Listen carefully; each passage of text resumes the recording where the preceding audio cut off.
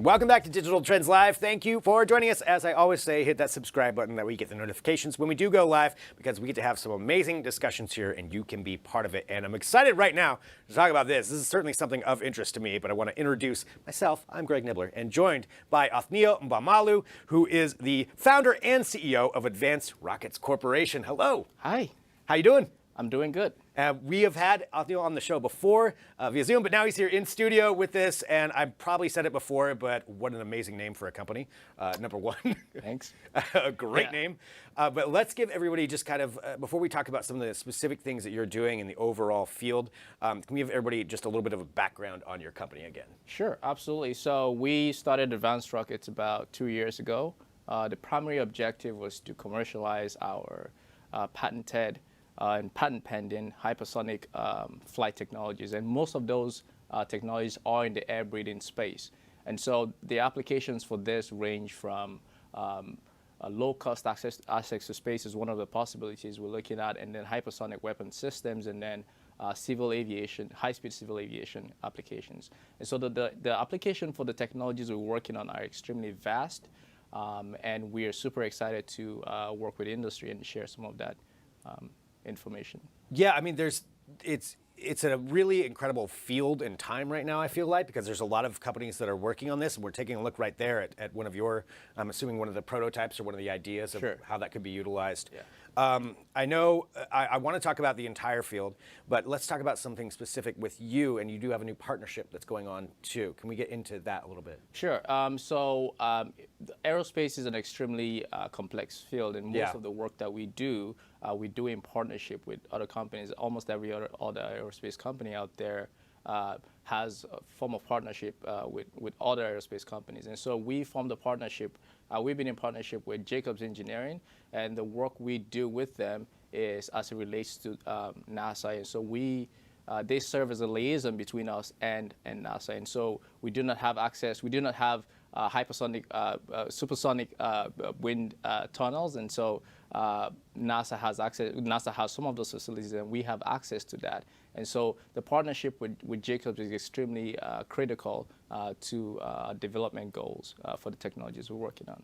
So, and that's great. I feel like there's a lot of partnerships that are going on within this field, because there are a lot of people that are entering into it. But to have all the capabilities with one company, I feel like that would probably be pretty difficult, because, like you said, access to these hypersonic wind tunnels and things like that. Certainly, the partnerships help out with that. Correct.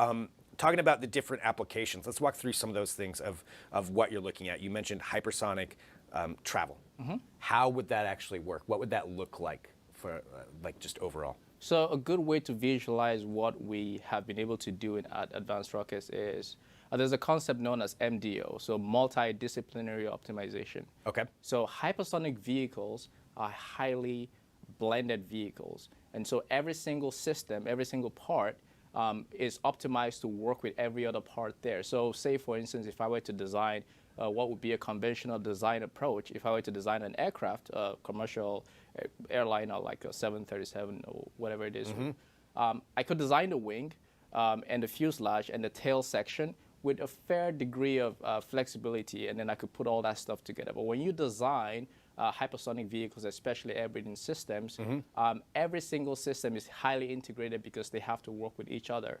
And so there's about 100 factors that we could optimize for, and we can only optimize for 20 of them right now. So about 20% of the total of all the different factors. So length, width, angles, and all of that stuff as relates to the vehicle. What we've been able to do is we've been able to take all those different factors that you could optimize for, plug it into the simulation, and then you get basically what is essentially peaks and valleys. And the peaks are basically performance, and the valleys are basically what the cost would be. And so you basically select for what would be the optimal cost to performance ratio. What we've been able to do is we've plugged in all the different concepts and ideas for what a scramjet or a hypersonic vehicle system might be, both in weapon systems, both as might be used in launch vehicles. And we've been able to achieve a better cost to performance ratio than any of the systems we've been able to look at by a factor of 20 in some instances. And so that's very significant. That is looking at reuse for launch vehicles, say, at about 400 reuses, where you have 10 in some instances or a little more. You're looking at 400. You're looking at high utilization. So the capacity or capability for a launch vehicle to go to space, come back, and within a couple of hours, we're able to turn that vehicle around and send it back up. So all of those factors tied into each other are some of the benefits and promises that our technology offers. It's not just an application in launch vehicles, it's applications in hypersonic weapon systems, it's applications in high-speed civil aviation. So, which I feel like factors into that multifunctional aspect that you were just talking about, and the reusability, which is so key to keeping those costs down. I would imagine that's a big factor when it comes into that, when you're talking about those peaks and valleys, the reusability factor. So reusability is a critical factor, but it's actually a small factor in terms of determining the cost of access to space. There's been a lot of talk about that, especially with the work SpaceX is doing. High utilization and continuous intact abort capability, which is basically the ability for a vehicle, not just contingencies, to be returned back to the launch site. If you were to detect an in-flight anomaly in flight, usually we would basically just blow up the rocket. Right. And the ability for a vehicle to do that is consequent upon some of the efficiencies with which our system can operate. So a quick example would be the efficiency. We measure efficiency in rocketry in specific impulses. So the Merlin for the SpaceX or any other rocket, quite frankly, has a maximum ISP of 450 thereabout. Okay. We are able to operate at ISPs through the entire mission range. We're able to operate at ISPs of close to 1,500 and above. And so you have a factor of 3 to 4 times greater efficiency. What that means is we carry less fuel. We can carry more more systems to keep the crew and the vehicle safe and returned in case we had an in-flight anomaly. So it's orders of magnitude in some sense, in one sense of it, better than anything that's been developed or worked on today. I think that's an interesting way to look at it. I didn't, of course, we're not all rocket engineers, so I didn't actually factor that part into it as far as that. You always think about the reusability factor. So looking at it from that standpoint, and let's go back to the aviation side. And I know there's a lot of different things that this technology can be applied to, but when it comes to hypersonic travel, like say just commercial travel, how far away are we from something like that, and what would that actually look like for an average person? So a good answer usually would be we look at what we did in the Apollo era, right? So we had an objective, we wanted to achieve something, and we did it. And so I think the biggest limitation we have right now to how quickly we might be able to achieve any of that is in public interest and what the government wants to do and all of that. And so we're trying to get the government to be a little bit more excited about civil aviation. And so a good way to look at it might be your 8-hour flight to New York. From New York to London might actually become less than a 3-hour flight, and so that's super exciting. And if you could do that at the same price, at the same cost as you could currently do, you have a winner right there. And those are some of the things we're promising that we would be able to achieve with the technology in question. Wow. I mean, you mentioned that the public interest is one of the huge factors. What about as far as the aviation industry? Is this something that they want to seek?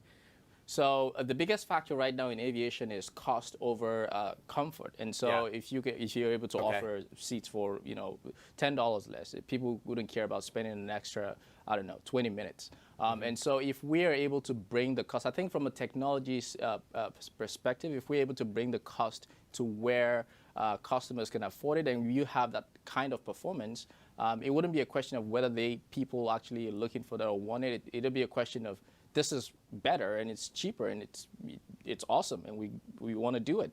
So that's basically what I think those are some of the most critical factors right now. So many different factors that you're balancing all into this one, one thing, and so many different functions that you can have out of this system that you're developing. So where are you right now, I guess, and where do you see it in, say, the next 5 years? So the stated objective for the company is to commercialize our systems. And so one of the ways we've looked to do that is to file for and get. So we have patents and patents pending, and that gives us some competitive advantage.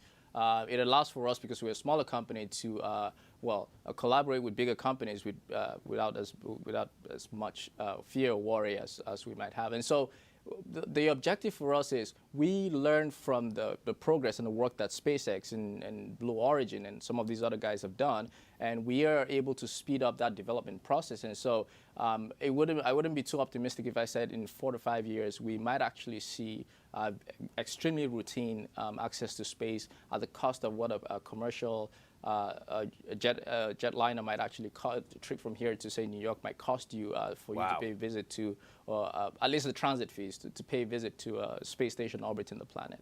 That is so cool and so fascinating. I want to thank you so much for being here on the show, too. I want for everybody out there who wants to know more information about your company, where can they go? So they can go to our website, airbreathing.space. Airbreathing is the name because we're developing air breathing systems. And then, yeah, feel free. We do have a form. Fill out the form. Send us an email. And you could reach us on social media. I think we do have a Twitter and we do have Twitter, so you can reach us out on Twitter. So, but the website is basically our main point of contact. So, yeah. Great. Well, Othniel, thank you. Absolutely. Again, Thanks for having me. Yeah, I appreciate it. And